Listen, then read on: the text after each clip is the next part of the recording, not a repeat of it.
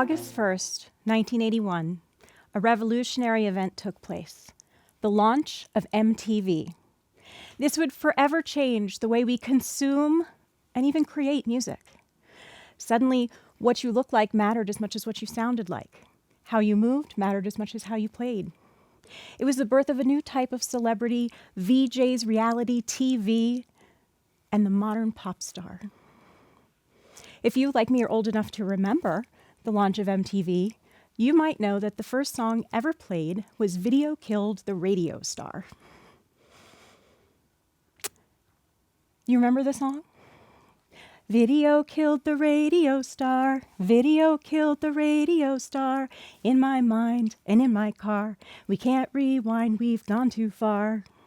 It's going to be in your head all day. I apologize. It's a great song. But let's think about the MTV revolution, because that song was rather prophetic, if you think about it. What caused the radio star to die? And who were the winners and losers in the MTV revolution? Cable network was a relatively new thing. They needed content, 24 hours a day of content. So if you would create in a new medium, you got airtime. One of the most unlikely new celebrities of the era, Weird Al Yankovic. Great song parodies. He bothered to create in a new medium when others hadn't yet. Agility mattered.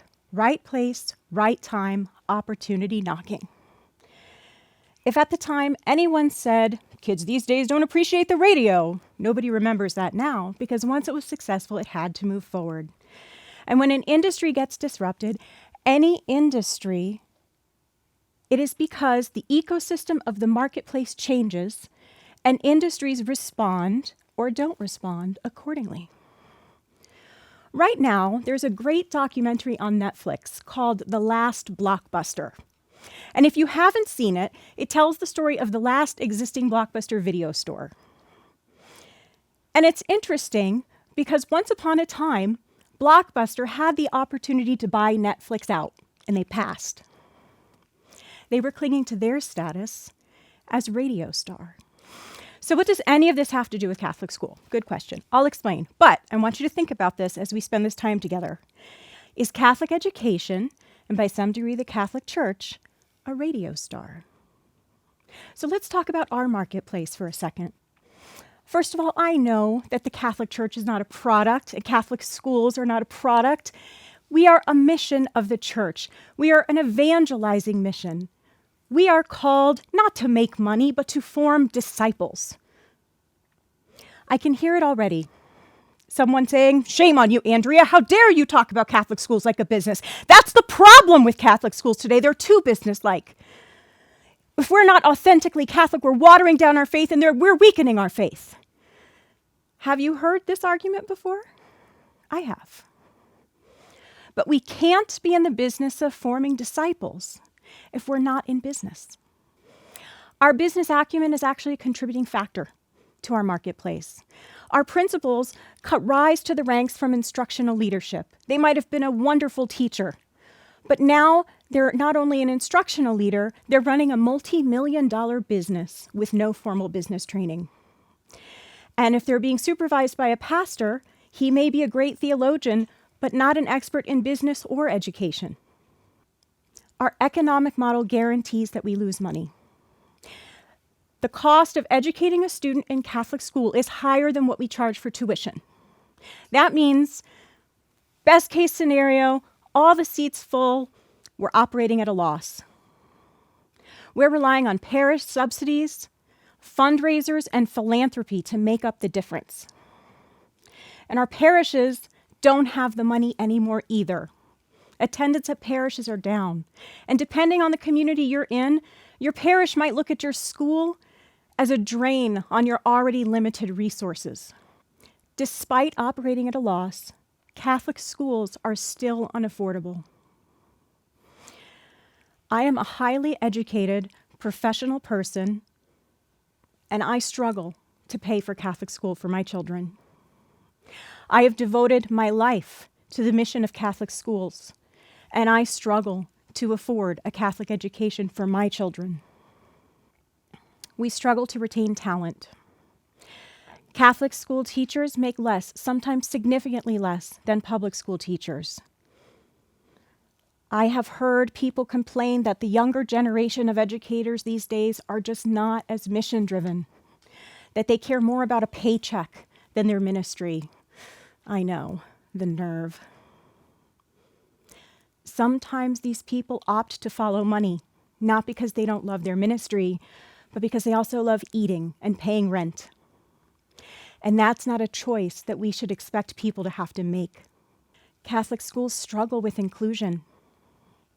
We're a faith that's called to love and welcome everyone. But our schools sometimes are not equipped or not willing to accept students with special needs. Don't get me wrong. There are some schools and organizations doing tremendous work in this area. But that's not a universal truth, and we can do better. As Catholic schools, we need to show up in the space of diversity, equity, and inclusion. We need to ask ourselves, but not just ourselves. We need to ask those who left. We need to ask our alumni. We need to ask the people who never came in the first place. Are we doing a good job? We need to look and see if our student population reflects our local community, and if our faculty reflects our student population.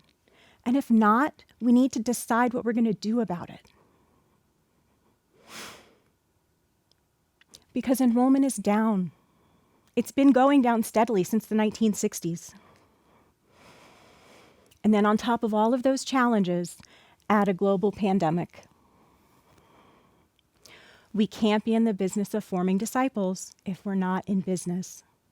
And this is our time as Catholic education to disrupt education.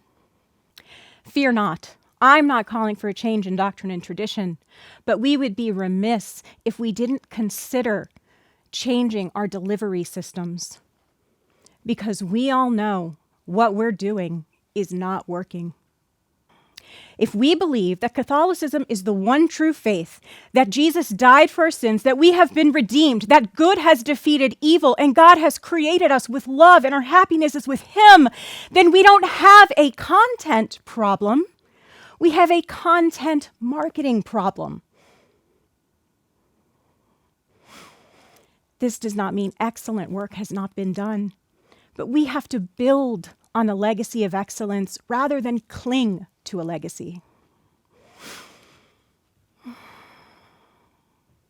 Are we not a church of transformation? Are we not a people of resurrection? Is our God not the one who breaks things down and builds them up? Is our church not the one who led science, education, philosophy, and technology over the centuries? Are history books not filled with examples of the Catholic Church leading in innovation across many disciplines, studying everything from the heavens to the earth? Innovation is Catholic tradition. Reinvention is not an abandonment of our beliefs. It's a necessary evolution of delivery systems. We can be a faith that attracts. We need to attract people to the faith. And we've done this through the centuries. What are we afraid of? We got this. This is what we do as church. It is our time to disrupt the education marketplace. Disruption is a process. Netflix didn't take over Blockbuster in a day. Disruption occurs when a company sees an unmet need as opportunity. People who are not being served, often in less profitable sectors, the overlooked and the ignored. Does this sound familiar? This is what Christ did throughout the scriptures. Wasn't Jesus Christ the ultimate disruptor?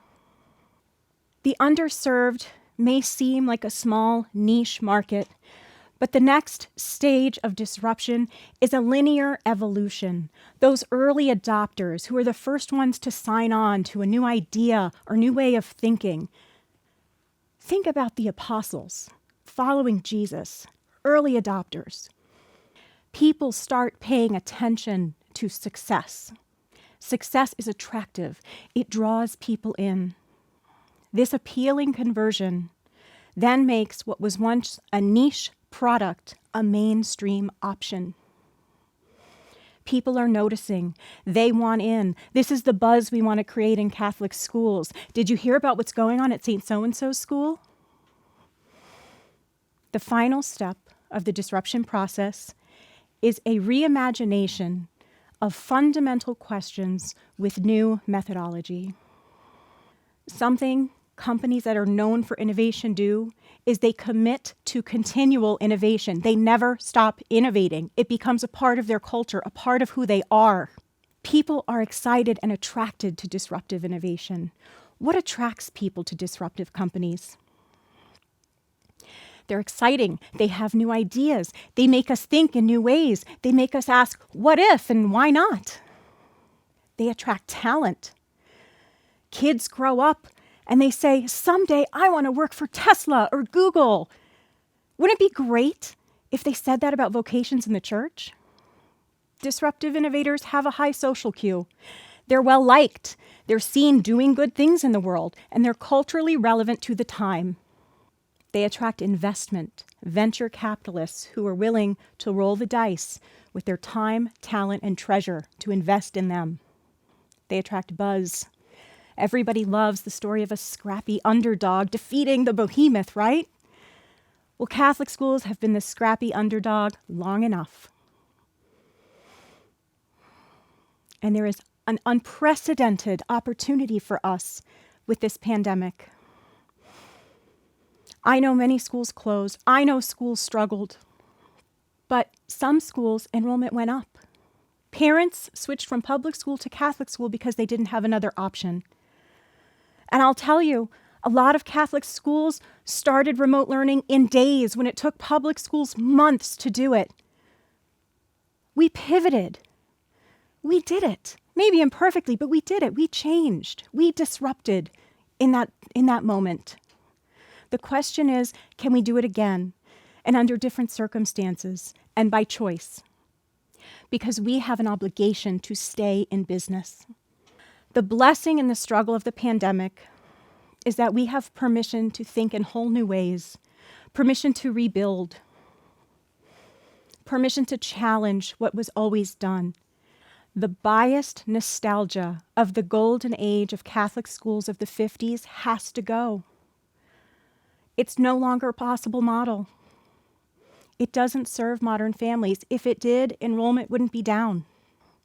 There are lots of gloom and doom data reports out there about enrollment being the lowest it's been in 50 years in Catholic schools because of the pandemic. But the truth is, enrollment would be the lowest it's been in 50 years, even without a pandemic. We can't rewind. We've gone too far. We need to disrupt the market instead of the market disrupting us. The pandemic was not an opportunity to be glad we broke even for a year because we got a few students. It is an opportunity to challenge what has always been done, challenge the status quo, and to rethink our methods and our delivery systems. We need to look at our market in a whole new way. And our market is not Catholic kids who live in a certain zip code whose parents make a certain amount of money. Our market is the whole damn world. There are needs that are not being met by public schools, and we can meet them. Think about the kids who did better in distance learning. What are we going to do to help them be successful when schools are open? For that matter, why do kids have to go to school 5 days a week? Is it necessary? Or are there other models we can consider that could help us increase our enrollment?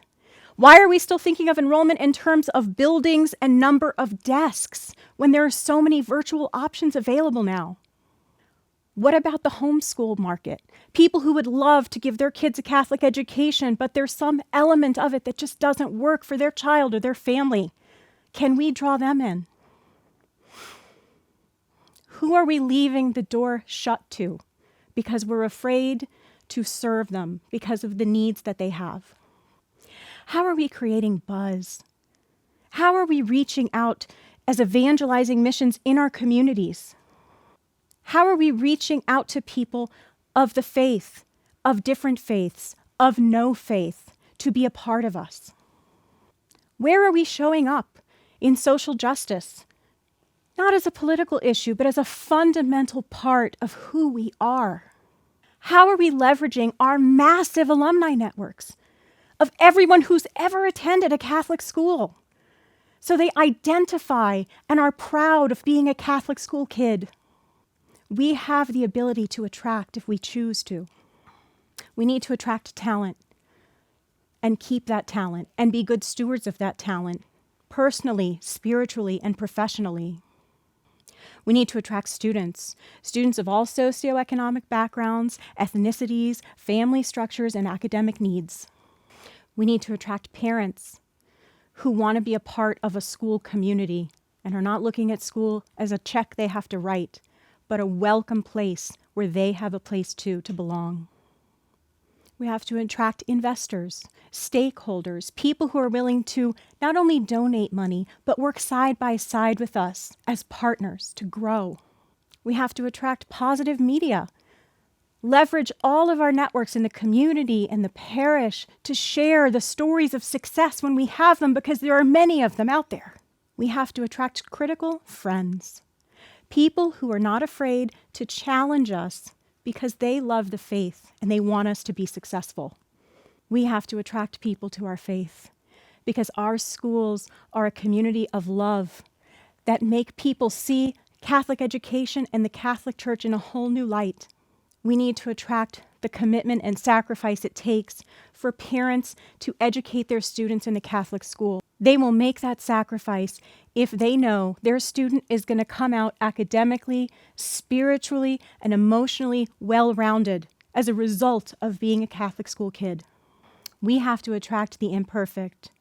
We have to attract the left and the right and the center as a place where we are not going to judge you. We're just going to love your child and we're going to educate them. And it's going to make the world a better place. We have to attract new ideas, people who aren't afraid to challenge the status quo. We have to be open to new paradigms of thinking. We have to cling to our traditions and beliefs, but we also have to consider new delivery systems.